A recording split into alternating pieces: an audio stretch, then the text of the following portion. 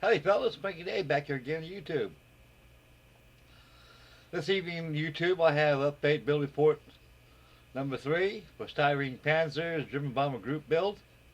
Featured by Vell, Germany, 1/32 scale Junkers 88. Okay guys, I got all the complete interior, cockpit interior completely all airbrushed, all washed out, picked out pretty good detail wise. Fuselage right now is ready to button up. So far I ran into no fit issues at all with this wonderful kit right here that Vell Germany has produced. So far on the instructions, it's not some parts as clarity of the location of the parts aren't too exact compared to the locations how they are assembled. You just got to in regards to that situation right there, you just got to take the parts that you're gluing in the inside your cockpit. You got to make sure that you know where they fit at according to the illustration. Because the illustration instructions, like most kits in general, some kits in general, some kind of leave you in the ballpark somewhere, you know, and where does this go at? It says it goes here and stuff. It's kind of confusing. So like I say, you got to take the part, keep looking at it. You got to keep looking at it until you figure out where it goes at in that location. So eventually you'll get there. That one part of that is the flare gun that they have in the pilot's pilot seat. The kit gives you a flare gun. It's about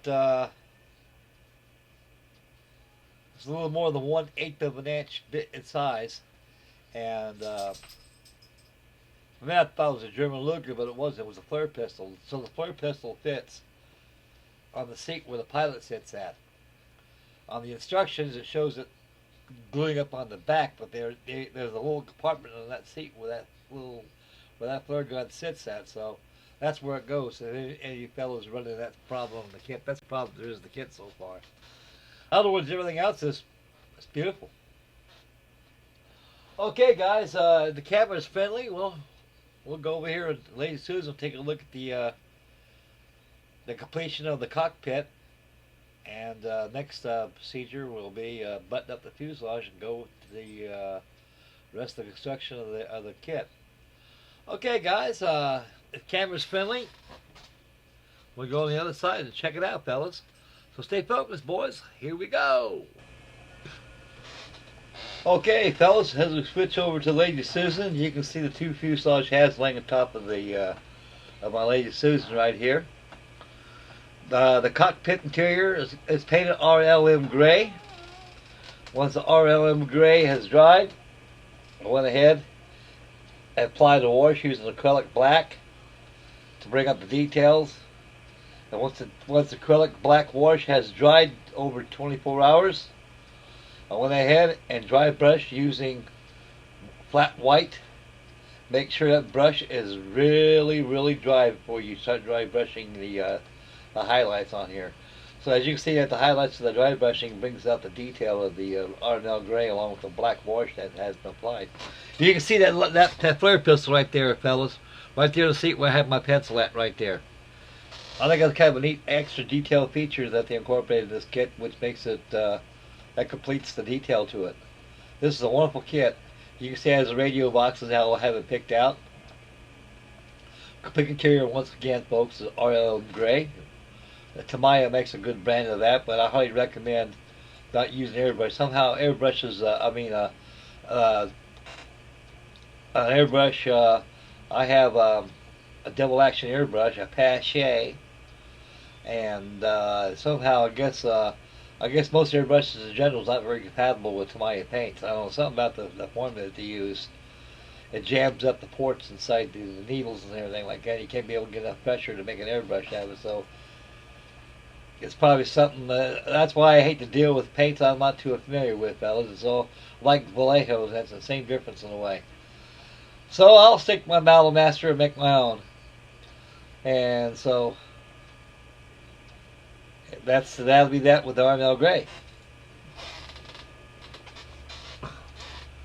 And put the other side of the fuselage. Then we'll bring on the left side where the throttle quadrants at. They'll all been picked out and dry brushed. The same technique, fellas. And that completes all the detail of the cockpit assembly. So it's time for me to button up the fuselage and proceed furthermore in the construction of the kit. This is truly a wonderful model, guys. Anybody who's got this kit understands where I'm coming from. If you don't have this kit, I highly recommend getting it. This is a very, very nice kit. You can get this in most hobby shops anywhere from $60 on down. On the internet, you probably get a lot more cheaper, like Amazon. They seem to have a lot of good stuff there. You can get pretty well dirt cheap on there. Save people money too, folks, if you want to go that route. So this completes the interior of the 1/32 scale Junkers 88 for Panzer Styrene's Styrene Panzers German rope build. Okay, we'll go to the other camera, folks. I'll finish up the video right here, folks.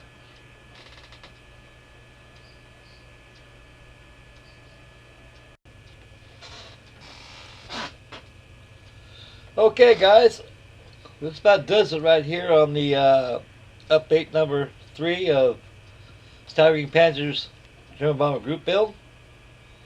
And so please stay tuned tomorrow, folks, for my P6M Skymaster, my second entry for Razzies, and also Chancellor North Wales Flying Boat group build.